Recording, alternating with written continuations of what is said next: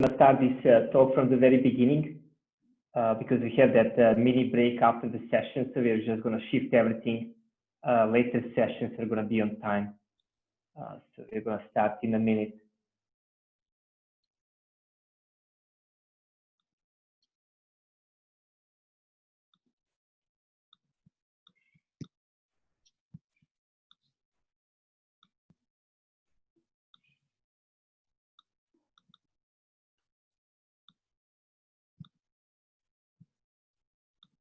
Thanks for attending my talk. Today I'm going to talk about our paper, Scalable Build Service System with Smart Scheduling Service. Here is the roadmap of my talk. First, I'm going to talk about motivations. Then I'm going to talk about the system's requirements, background, architecture, scheduling service, experience, and finally the conclusion. Google has a monolithic code base with billions of lines of code. On average, each day, we have over 100,000 code submissions and triggers over 1 billion targets and runs over 15 million builds. Many of our surveys requires a scalable build service system. For example, our continuous integration service, our online IDE service, and our production release service, they all require a scalable build service that can run the build or test the change. Our build service system should have the following requirements. First, it needs to be scalable. The system should be able to handle hundreds of build requests per second and runs millions of builds per day. Second, it needs to have low latency. We don't want to slow down our developers' productivity, so the build service overhead should be small and reasonable. Third, it needs to be reliable. Since we have so many number of builds being running concurrently, we have a lot of machines. As the number of machines is large, machine failure is not a matter of if, but when. So we need to be able to tolerate machine failures. Fourth, the builds should be prioritized. Some builds are more important than other builds. For example, a human-triggered build is often more important than an automation tool-triggered build. And last, the system should provide instant feedback. We want to provide a remote build service that behaves like the build is running on the developer's local machine. Before I dig into the system, I want to first introduce some background. These slides show some of the build targets. In Google, we use Bazel as our build tools. A target is declared as the following. You can have a Java library targets and declare the name of the target and also the source files. You can also have a Java binary targets that declares the names and the main class, which is the main entrance of the system. You can also declare a Java library for the test. And then finally, you can specify a Java test target that includes all the test classes and specify the size and the required executor type. A Bazel build command consists of the following. It must have a command name. It could be either build, test, coverage, or etc. Then it must specify the flags. For example, you can specify the number of concurrent jobs that can be used in the test or build. Finally, it needs to specify the build targets. Here we show a hello world targets. Put together, this is how a Bazel command looks like. A build could be in one of the three states in the build service system. It could be in the enqueued state, which means the build is enqueued to the system and waiting to be dequeued. It could be also in the in progress state, which means the build is dequeued to a worker and is executing. Finally, it could be in the finished state, which means the build is finished and the result is available. A build could be one of the four priorities: emergency, interactive, automated, and batch, ordered from highest to the lowest. An emergency build is something like a build that is required for emergency production bug fixes. An interactive priority build could be a build that is required by the pre-submit service that blocks the code submissions. An automated build could be a build that is required by the post-submit service that runs the test at the given revision. A batch priority build could be a build that collects the code coverage. Our service is built on top of a spanner database. The spanner database offers the globally comparable transactions and many replicas, and it also has automatic load balancing, scale up to millions of machines, and is able to store trillions of database rows. It is used to store the global state of the build request. This slide shows an example spanner schema. For example, it declares a build table, which includes a unique build ID, the build state, the build itself, including the build command, and the build priority and the request time. The primary key of this table is the unique ID. You can also declare a secondary index that allows the spanner to order the build by the column to specify. For example, in this case, we have an index called state priority request time. which will order the builds first by the state, and then by the priority, and finally by the request time. This slide shows the high-level components of the build service system. The client imputes a build to the scheduling service. The scheduling service queries a machine learning service to predict the resource used by the build. Then it also persists the build state to the spanner database. The scheduling service only decures a build to the basal worker if there is enough resource available. The quota governor keeps track of the amount of available resource. The basal worker starts up a basal process to run the build. The process translates a build into executable actions and sends those actions to the executor cluster. The cluster runs the actions and reports back the result. It also reports to the quota governor about the available resources. During the build execution, the basal worker sends build events to the build event service and reports the build progress. The client can listen to the build event service and query the progress of the build. The output storage system listens to all the builds through the build event service and provides an UI with build logs and status for the users to check it or debug. The system provides the following client APIs. The create build API includes a build to the system. The get build API gets the build status of a build. The cancel build API cancels a build. The watch build API watches the progress of a build from the build event service while it's running. The scheduling service provides create build, get build, and cancel build APIs for the clients. It also provides the get next build, renew lease, and finish build APIs for the basal workers. Once the basal worker is idle, it will send a get next build request to the scheduling service asking a build for dequeue. While the basal worker is executing the build, it sends the renew lease request to the scheduling service to let the scheduling service know that the worker is still alive. After the build is finished, the basal worker sends the finished build request along with the final build status to the scheduling service. Conceptually, all of the build in the scheduling service forms a priority queue.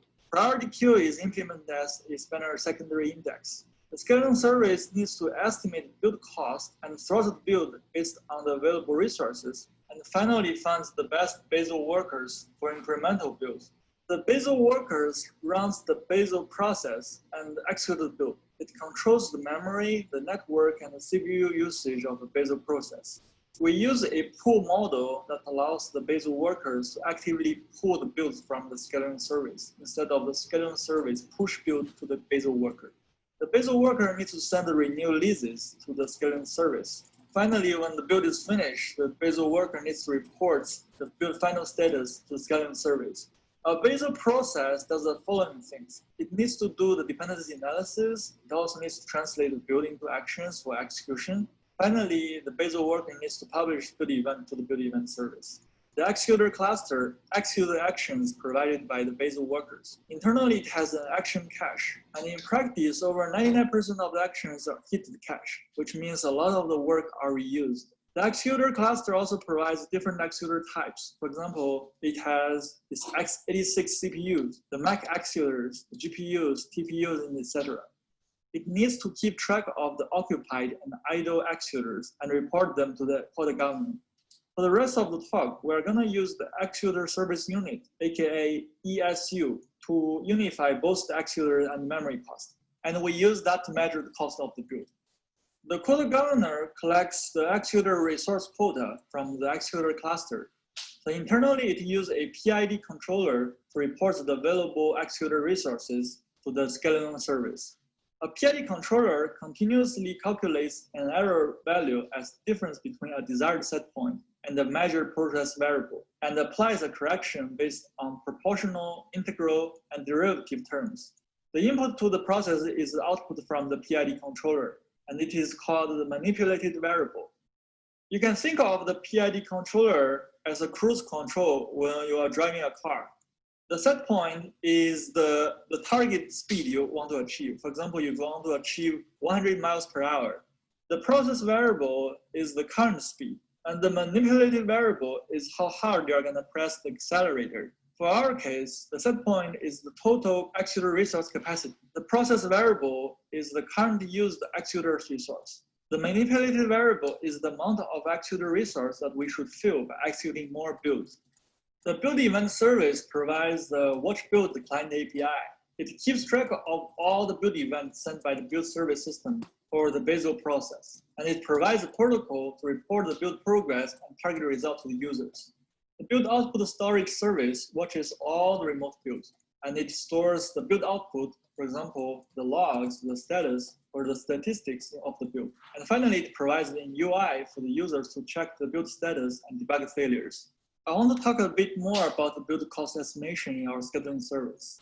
We use a linear regression model to estimate the amount of resources a build would cost. We get the actual build cost from the executor cluster. The features are the build flags, targets, target count. We use an off-the-shelf black box optimization tool similar to AutoML to search for feature cross. The feature cross allows us to translate a nonlinear separable problem into a linear separable problem. I want to describe our build throttling algorithm in the scheduling service. The scheduling service receives the target amount of resource from the quota governor. It also knows the in-used resource from the spanner database. And before the service starts to decide which build can be dequeued, it first sets the reserved resource to 0. Then it scans through the build from the highest priority to the lowest priority and compare the target resource against the sum of the build cost, in-used resource, and the reserved resource. When the first build comes, the target resource is bigger than the sum, so the first build can be dequeued. Then we add the first build cost to the reserved resource and check the second build. Now the target resource is smaller than the sum, so the second build is throttled. This is similar for the third and the rest of the build. With the above algorithm, the scheduling service only dequeue builds if enough resource is available. It always dequeue high priority builds before low priority builds. It can also prevent low priority cheap build from starting high priority expensive build. The PID controller compensates for the build cost estimation errors. In case we overestimate build cost, the target resource will go up, which means we're gonna dequeue more builds.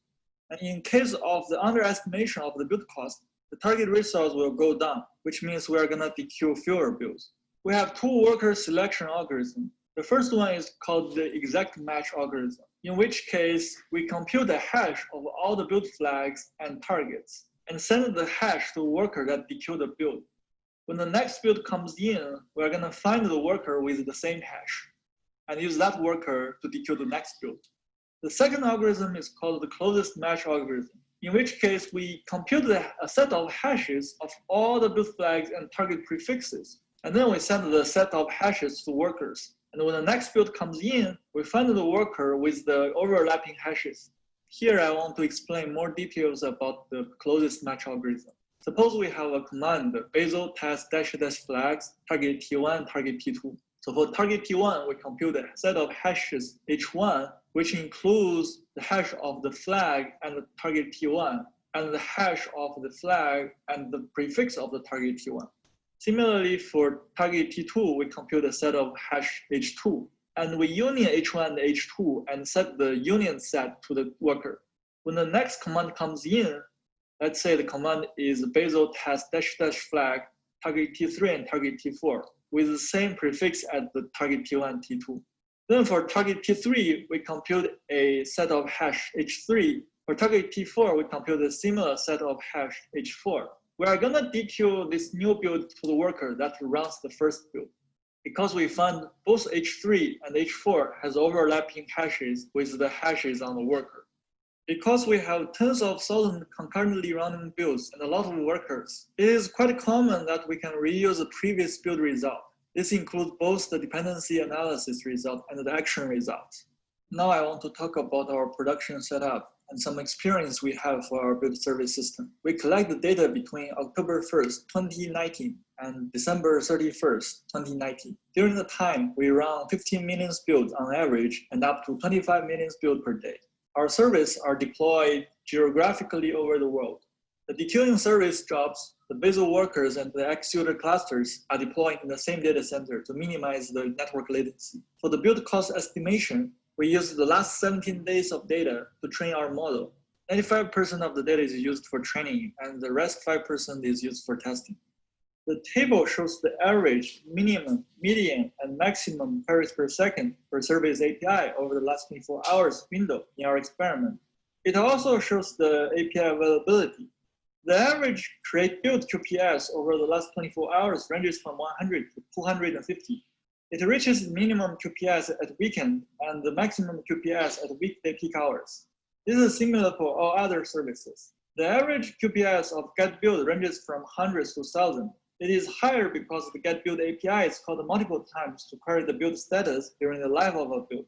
Cancel build is not common in practice, so it has smaller QPS. The get next build and finish build API have a similar QPS compared to that of the create build API because each build typically involves each of these APIs only once.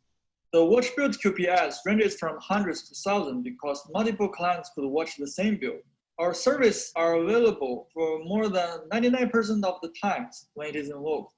This table shows the average, minimum, median, and maximum latency in milliseconds per service API over the last 24 hours window in the experiment. The average create build latency ranges from 100 milliseconds to 3 seconds. We want to keep the latency low for better user experience. The average get build latency is a few milliseconds because it simply needs to read the spanner table to get the status and return it to the user. The average cancel build latency is around 100 milliseconds, and it is higher than the get build latency because it requires a spanner write and update build status. The average get next build latency is around hundreds of seconds because often the build is throttled and the worker cannot get the build to work on soon. The average finish build latency is around hundreds of milliseconds for a similar reason as the cancel build API. The average watch build latency is tens of seconds because it involves a lot of build events and the client may need to wait until the build is finished before the API is finished. This table shows the statistics for each build priority. There are very few emergency builds and many builds are interactive or automated priority. Batch build account for around 1% of our build. The build size in kilobytes is correlated with the number of targets in each build, and lower priority builds tend to have more targets. This is expected because human triggers build like a code change often involves only a few affected targets. But tool-triggered builds like collecting the code coverage often involves a lot of targets. Higher priority builds stay shorter in the queue compared to low priority builds. For example, the emergency builds are instantly dequeued, whereas the batch builds often stay in the queue for an hour. The execution time of all builds are comparable, and low priority builds seems to take more time to execute. Now I want to talk about our build cost estimation and worker selection results. For x86 executors, we achieve an average absolute error of 5.7. For Mac executors, we have a slightly worse result, with an average absolute error around 8.1. For all other executor types, we achieve worse accuracies. This is because most of the build use x86 executors and Mac executors, so we have more training data. And also the executor cache makes prediction harder. For worker selection, we exclude builds that do not reuse analysis or action cache, because those builds cannot gain any benefits from the worker selection algorithm. We found that the worker selection algorithm can reduce the average execution time from 64 seconds to 55 seconds, which is around a 10% improvement. In conclusion, we demonstrate a build service system that runs tens of millions of builds per day and to support the industrial scale development. We also present the architecture of the build service system after years of refinements in Google. And finally, we provide experience on the scalability and efficiency of the build service system. And we hope our paper can inspire other researchers or practitioners who wants to build a similar build service system. Now I'm open to take any questions you may have. Feel free to contact me for future collaboration. Thanks. Thanks for attending my talk. Today I'm going to talk about our paper, Scalable Build Service System with Smart Scale. Okay, thanks very much, Kaijuan, for the presentation. We're waiting for some questions on Slack or Zoom. I don't see any yet. I have a couple just to start with. One is, you mentioned that you use this machine learning module to estimate the cost of a build, right? Yes. Now, the cost of the build is only time, or you also estimate like other resources?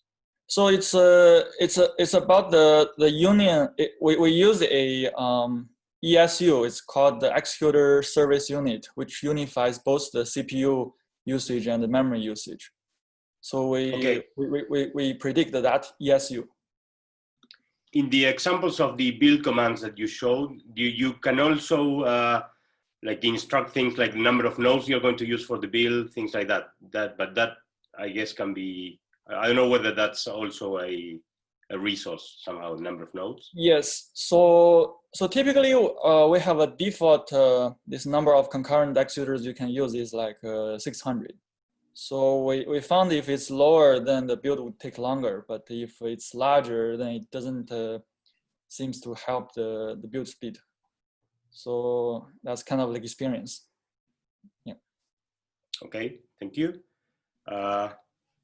Okay, Milos Gligoric also has a question. Let me read for you. Thanks for the talk. I'm curious, what paths would it make sense to map to something like Travis CI?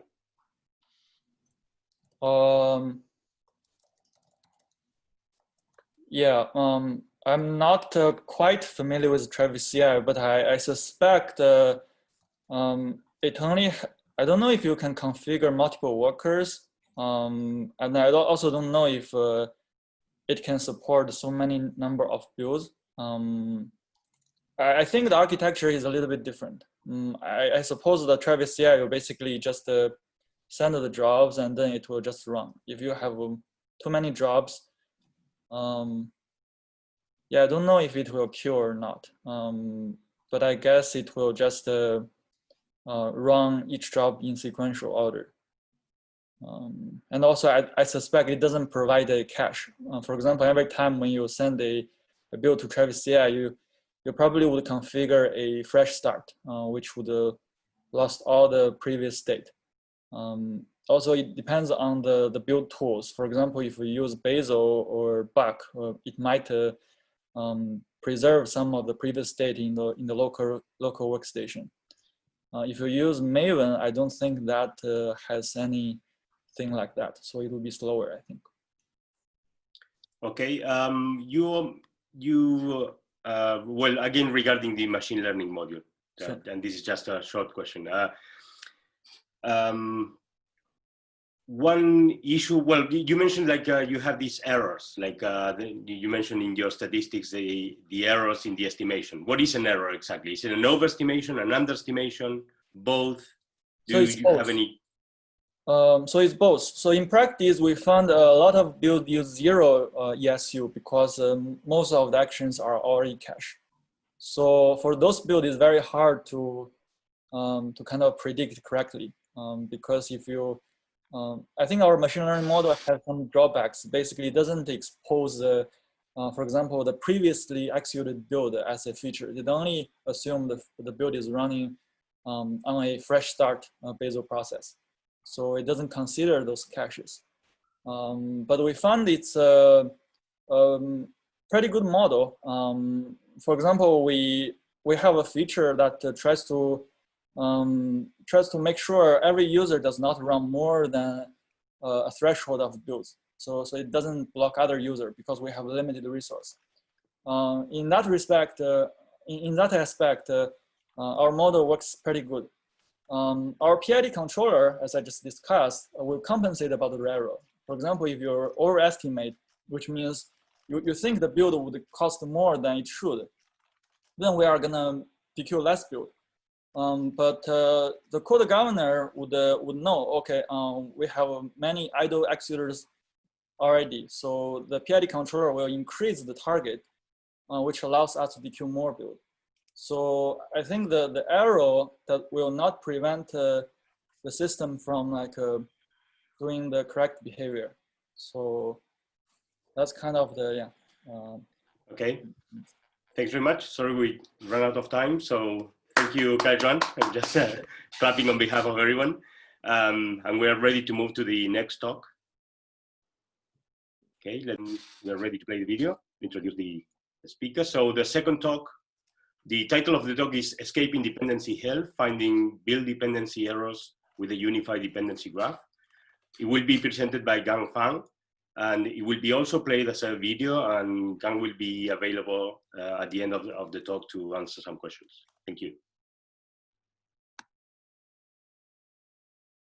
Good afternoon, I'm Gang Fan, the first author of the work, Escaping Dependency Hell, Finding Build Dependency Errors with a Unified Dependency Graph. This work was done when I was a graduate student at HKUST. After graduation, I joined Adfin as a software researcher. This work is about detecting dependency issues in build systems. By build systems, we mean both the tools such as make, sconce, and their scripts such as makefile, build.ninja. Build system is a crucial part of a software system. It could impose 12 to 36 overhead on software development. And build software quickly and reliably is of the utmost importance in today's software development. Two important features of build systems are invented for such purpose: incremental build and parallel build. However, they are not always working in practice. For example, you may have such an experience that a project that cannot be built with more than one parallel worker can be built sequentially. And the same story for increment build. Some projects that cannot be built incrementally can be built if you clean the workspace and do a clean build. This is not just a personal experience. A survey showed that more than half of the 30 surveyed commercial projects had a clean serial build time of 5 to 10 hours. And most organizations run their build completely sequentially or with only a small speed up in order to keep the process as reliable as possible. Even after 20 years, our approach still can detect the dependency issues in 39 out of 42 benchmark projects. Among various kinds of build errors, dependency-related errors are the most common. It is consisted of two major categories: missing dependencies, which can lead to parallel build failures or incorrect incremental build; redundant dependencies, which can lead to downgraded parallel and incremental builds. This work focuses on detecting these two kinds of build errors in common build systems. First, let's use an example makefile to illustrate the basic concepts in build scripts. Makefile specifies the dependencies among targets. The left side of the column is the name of the target. A target is not necessarily a file. For example, we have target names such as install, test, and clean. At the right side are the prerequisites of the target, followed with one or multiple commands for building the target, which we call them its recipe. Makefile declares the dependencies among targets, which we call them the declared dependencies. For example, this line indicates a declared dependency from generated.h to target config. For dependencies of an actual build, we call them the actual dependencies. For this recipe, the execution of this command requires the presence of a file, which is config. So the target generated.h also has an actual dependency on config. The basic idea for verifying dependencies is to cross-check actual dependencies with declared dependencies. Existing approaches can be classified based on the technique they use. Static approaches construct a static dependency graph via statically analyzing the build scripts. However, they do not have the actual dependencies to compare with. So what they do is to guess the possible file reads and writes from the command line options. Of course, such approaches are not reliable, since many file inputs and outputs cannot be extracted from command line options. For example, can we guess the inputs of this command? Of course we can't. To obtain the actual dependencies, Bessemer constructs a dynamic dependency graph from system call tracing.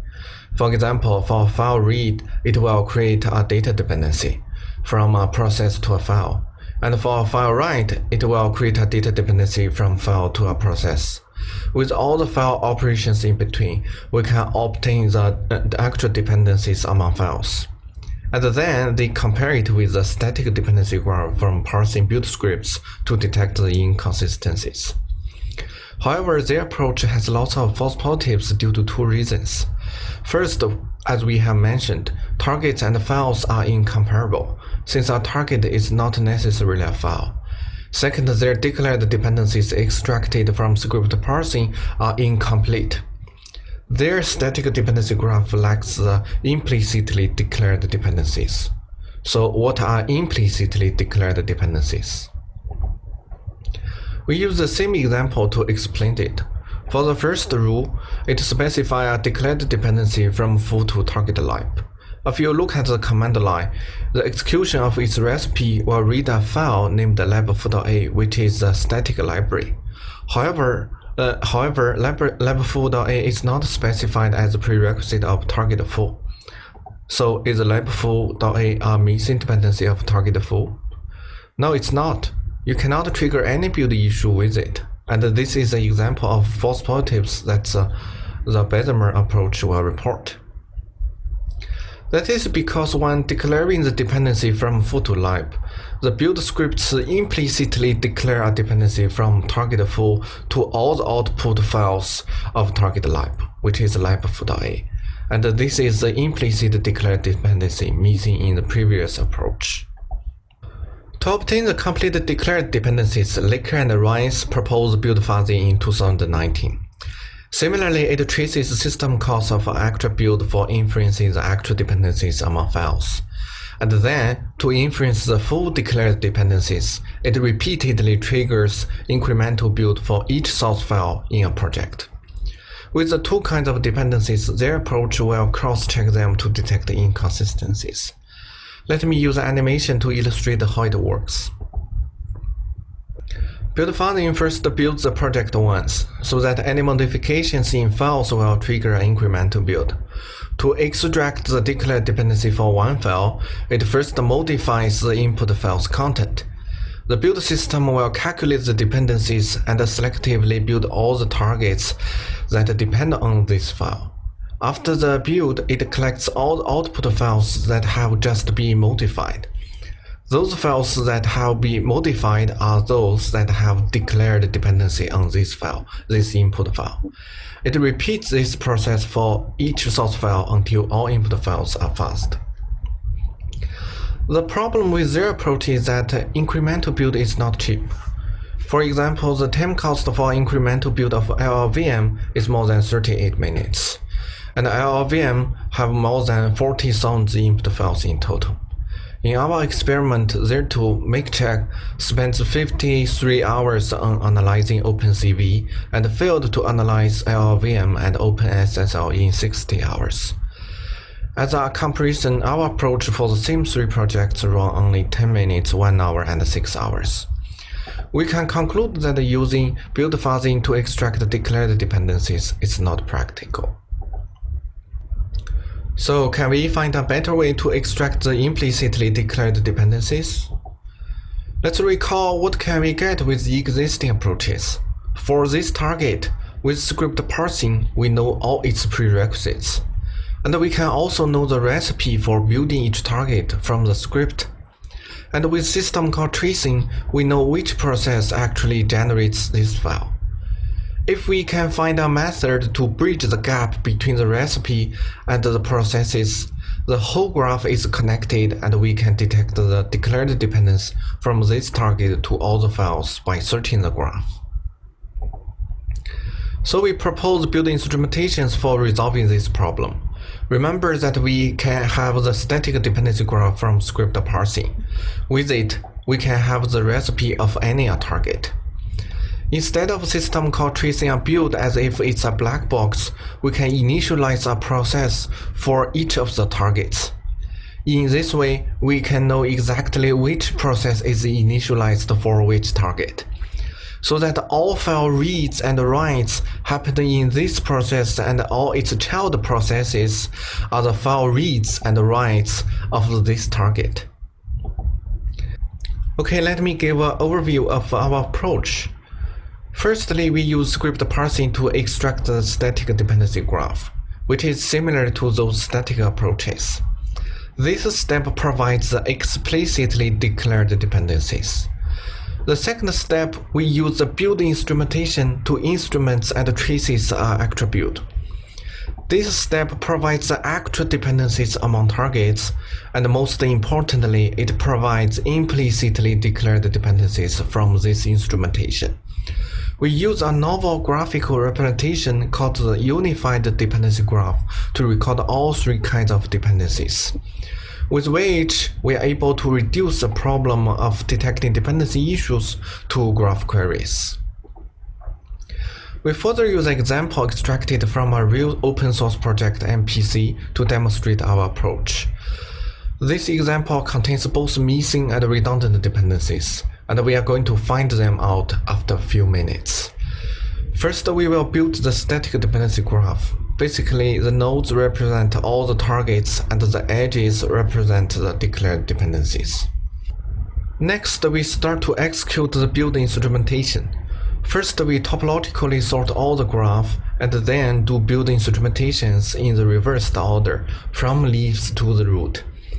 For each leaf targeted in the graph, we check whether there is a file with the same name presenting in the file system. If so, we create a file node corresponding to it and create a black arrow from the target to the file node. Then we extract the commands for building a target and execute it with system call traced. For example, here shows the command lines for building target test static. We execute the command with system call traced.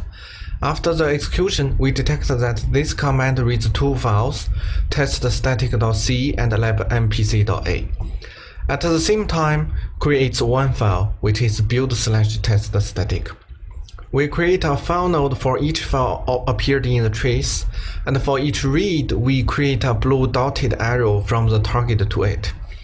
And for each write, we create a red arrow for all the targets that depend on teststatic to the files being written.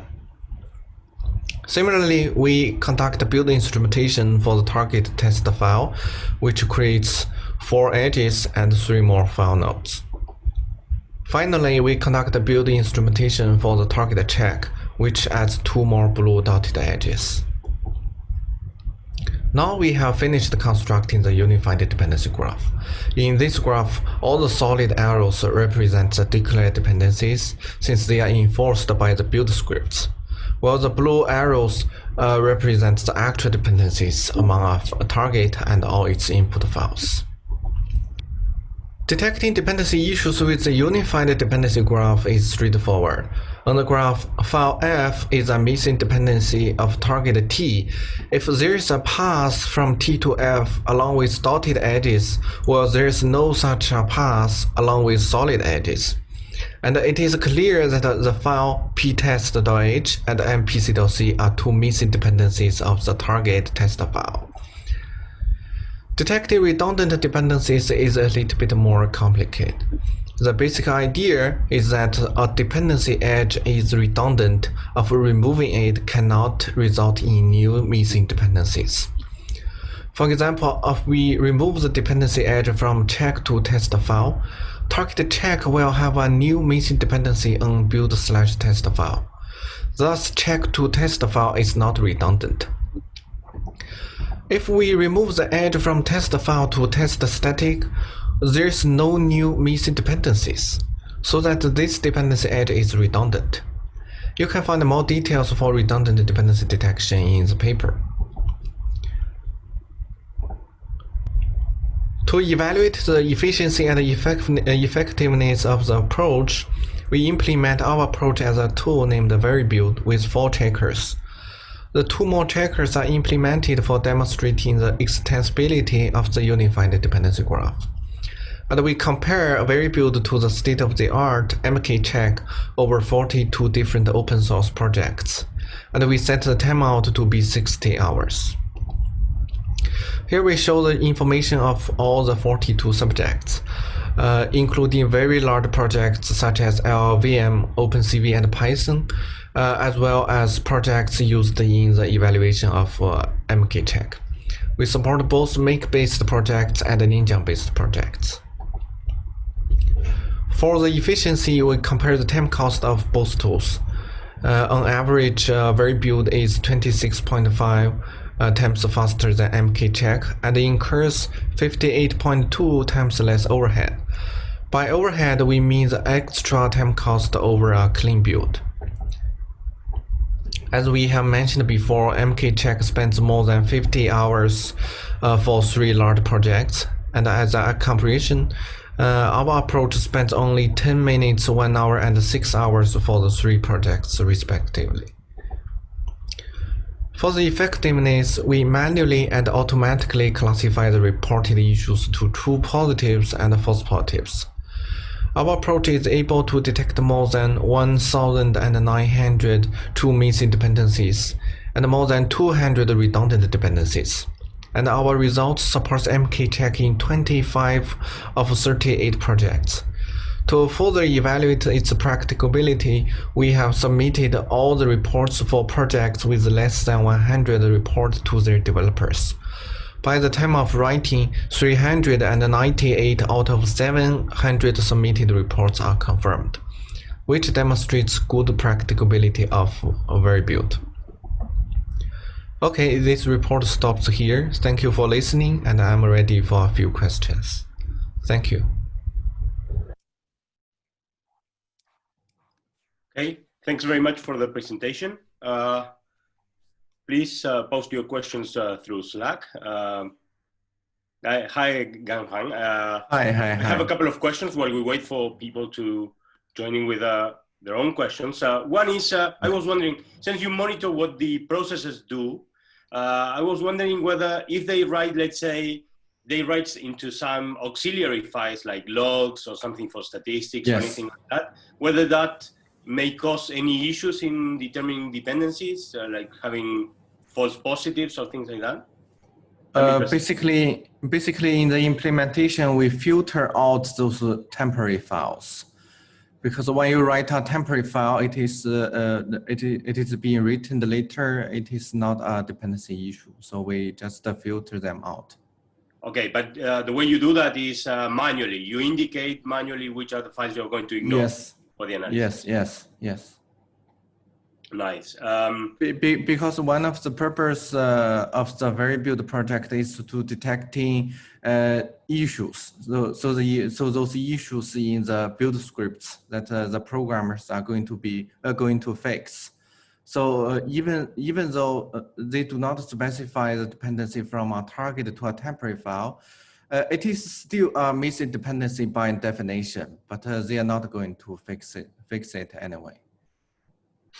Great, thanks. Another thing that I was wondering was whether I could use your technique to try to synthesize the dependencies almost from scratch. It's like I only have the targets and the commands and so on, but I don't have much information, just maybe the root node of the whole build. Yes. Could I use your technique to try to determine the right script for building almost from scratch? Yeah, sorry.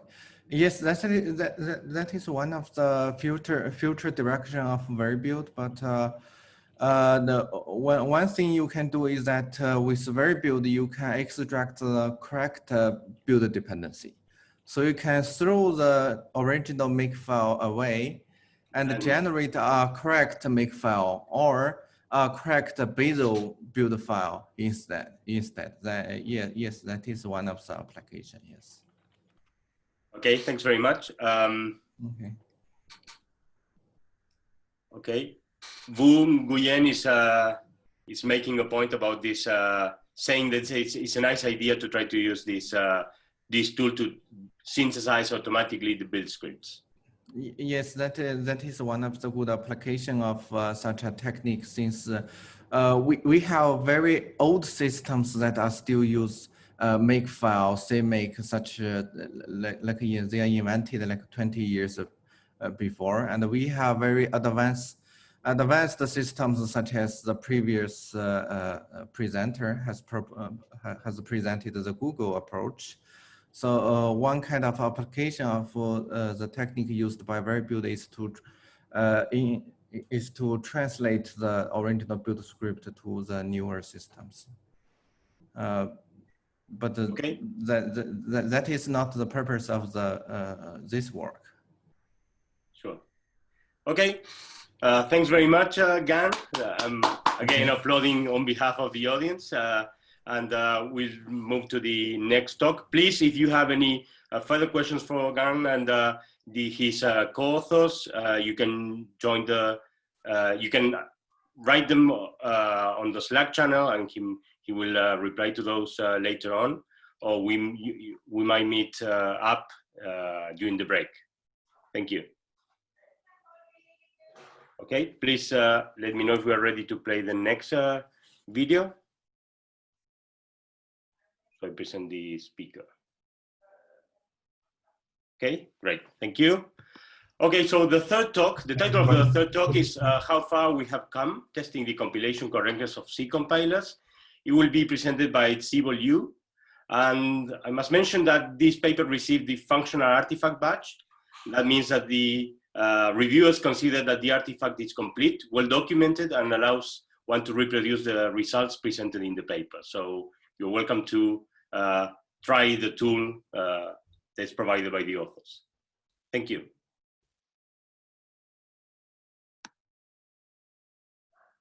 Hi everyone, this is Zhibo from Hong Kong University of Science and Technology.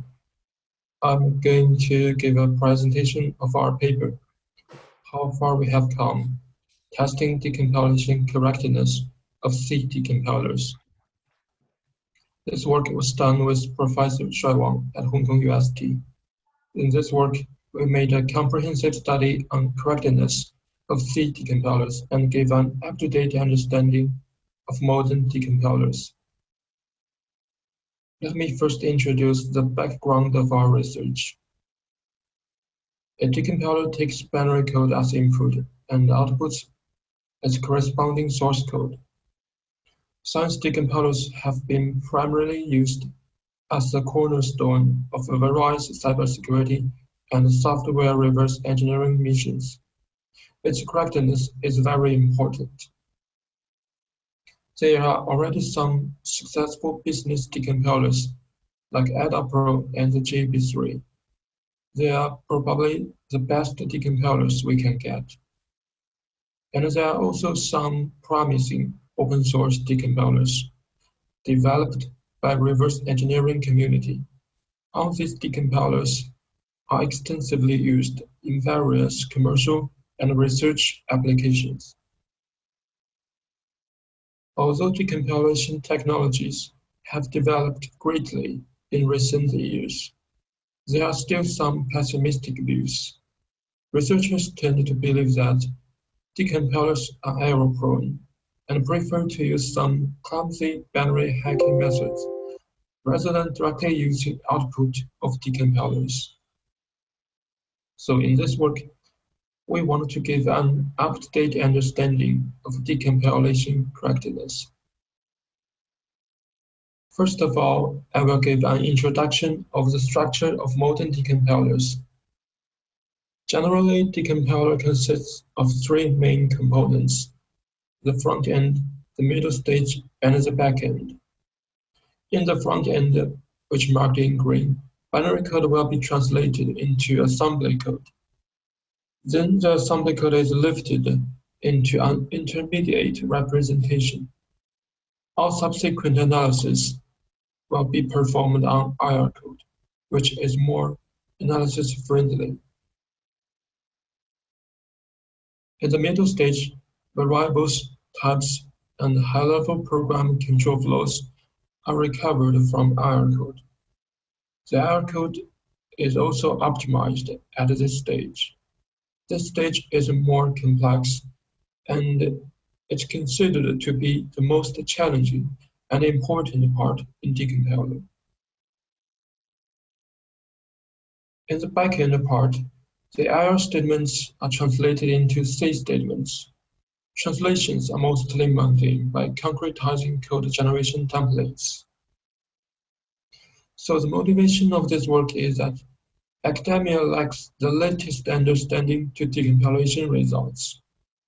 Thus, we try to evaluate decompilers with clear metrics. More specifically, we want to answer three research questions. First, how difficult is it to recompile the outputs of modern C decompilers? Second, what are the characteristics of typical decompilers' defects? And what insights can we deduce from analyzing the decompilation defects? In this work, we test 4 decompilers: Adapro and JB3 are successful commercial decompilers.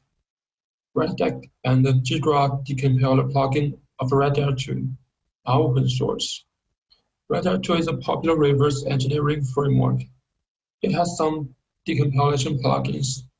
The Gra plugin is one of the most mature plugins. Now I'll explain the methods we used in this study. The main idea of our research is to find the bugs with software testing, then analyze all bugs to answer research questions. But two challenges remain.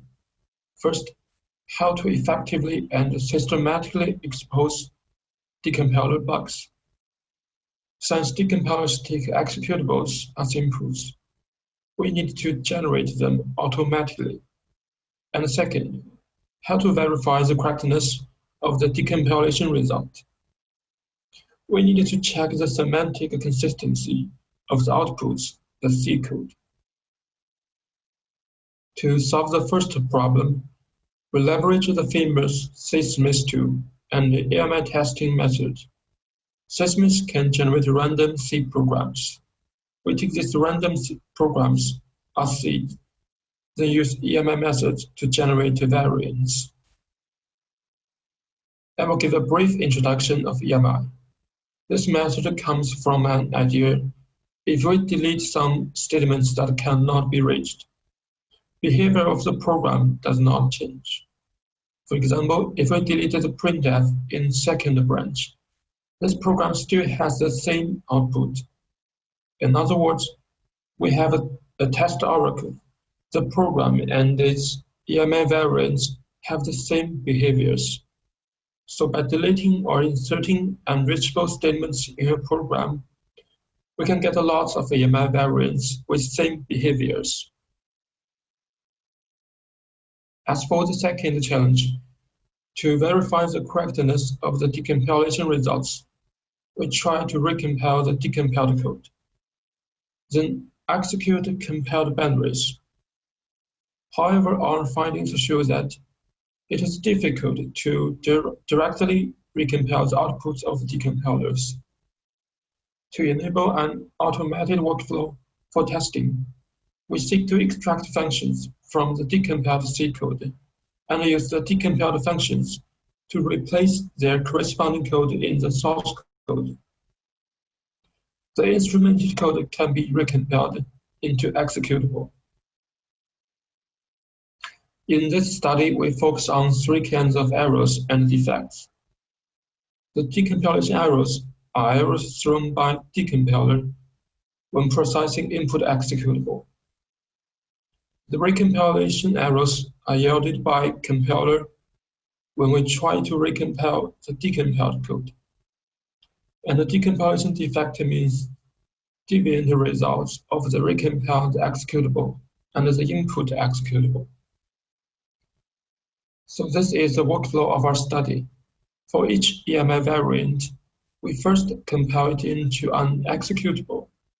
The decompiler will decompile this executable into C code. After that, we try to recompile the output of the decompilers and get another executable. These two executables should have the same output, so we can check the correctness of decompilation by comparing outputs of executables. And once decompilation errors or defects are identified, we manually identify the root causes of errors. In the experiments, we generate 1,000 seed programs with SysMIS as seed files, then check the correctness of decompilation and mutate them with EMI method. After that, we check the decompilation results of EMI variants. Then finally, we analyze all incorrect results. Overall, more than 10,000 programs and variants are generated. It takes about 350 hours to examine our findings. There are some interesting findings. We can find lots of errors and defects in all 4 decompilers. More specifically, we found about 400 recompilation errors and about 1,000 decompilation defects. Our discoveries have been reported to developers. We have also received some responses from developers.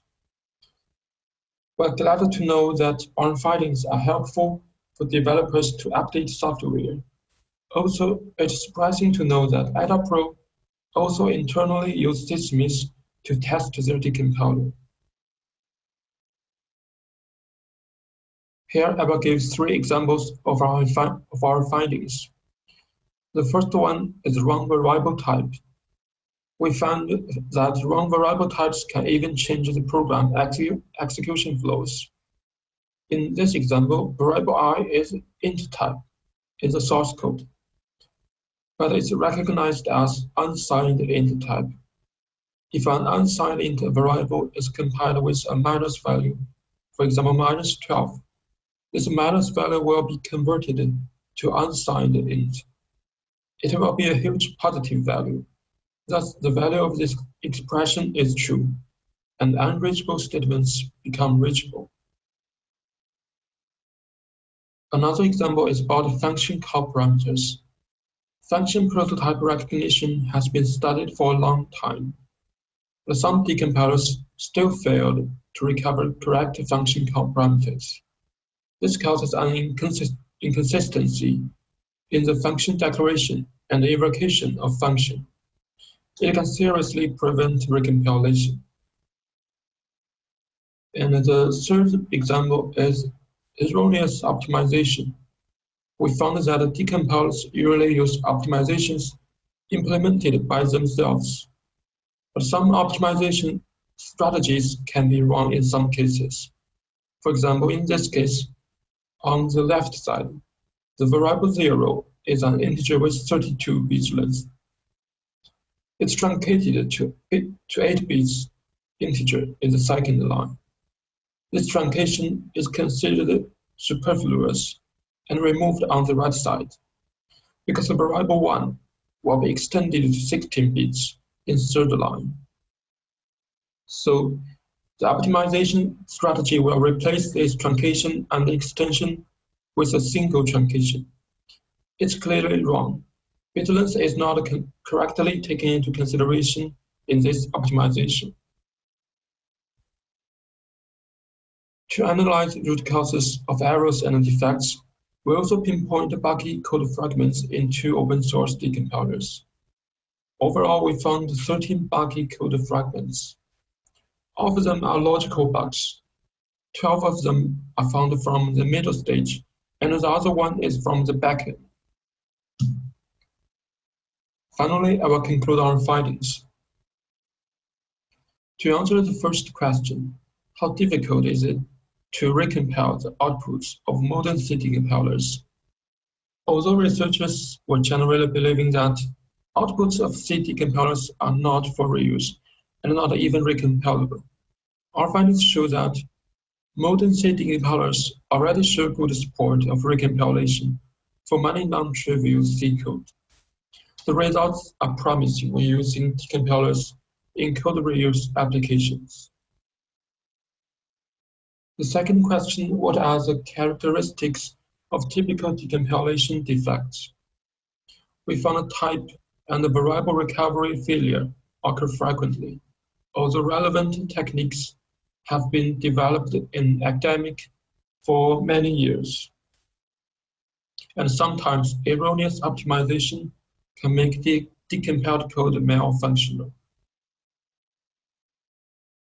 As for the third question, what insights can we deduce from analyzing the decompilation defects? We found that decompilers have not fully leveraged research outputs, and there is a mismatch between research articles and modern decompilers. Aggressive optimization in modern decompiler may hurt readability. As shown in this table, decompiled code becomes too concise. The average line of code of a function is 143, but the average length of outputs of decompilers is much shorter. Also, the similarity score of decompilers' output is only about only about 0.5. At last, we have some suggestions. To developers, maybe more research results can be applied in modern decompilers. For example, academic researchers have proposed lots of variable and type recovery methods with promising results. Another thing is modern decompilers seem to go too far and hurt the readability of their outputs with aggressive optimization. Perhaps users should be allowed to decide the optimization levels of decompilers to improve readability. And to the academic community may consider to take the decompiled code for research instead of various functionality-preserving hacks. That's all of my presentation. Thanks. Okay, thanks, Tsibo. We are now ready to take some questions. Please post them on Slack.